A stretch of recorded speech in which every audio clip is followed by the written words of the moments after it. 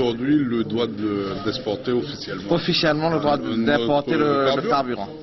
Et bon, il y a plein de dates qui est mise en place au niveau des réunions techniques. Bon, après, c'est à nous de prouver, on est capable. Hein. Et on les a dit à la région qu'on n'était pas contre qu'ils amènent le GPL. Au contraire, on est prêt pour leur donner un coup de main. C'est pas mal quand même. Et la charte de bonne conduite, ça va servir la charte de bonne conduite, si. On a une réunion qui doit se faire avec, au niveau de la CCI, le SGAR aussi sera là. Non, cette charte, on est en train de l'appliquer vraiment.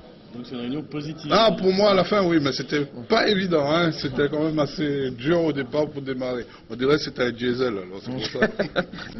Bon, la réunion a surtout permis de s'entendre sur la signature d'une charte qui aura lieu donc, avant la fin du mois de mai.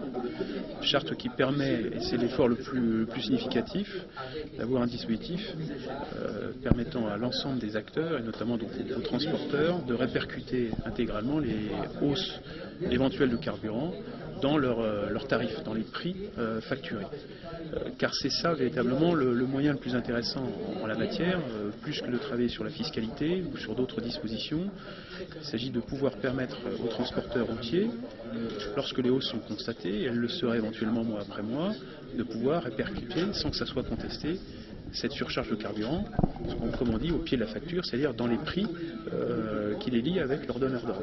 Avec des contrôles possibles et des mesures de rétorsion, si c'est pas respecté. La charte prévoit à la fois une grille de référence sur les tarifs, l'intégration, ce qu'on appelle en pied de facture, de ce prix, qui pourrait varier au gré des variations mensuelles du prix fixé administrativement par le préfet, et un système de contrôle et de médiation entre donneurs d'ordre et transporteurs, leur permettant, en cas de conflit ou d'analyse divergente, d'arriver à ce qu'on puisse trouver un point d'entente entre les différents protagonistes. Là, c'est ça l'intérêt. Le tout étant supervisé par une commission qui se réunira tous les 2 mois, présidée par le préfet, regardant sur les 2 mois écoulés comment ça s'est passé, est-ce que ça a bien fonctionné, est-ce que chacun joue le jeu, est-ce qu'il y en a qui méritent d'être un petit peu rappelés aux règles. Voilà, c'est tout.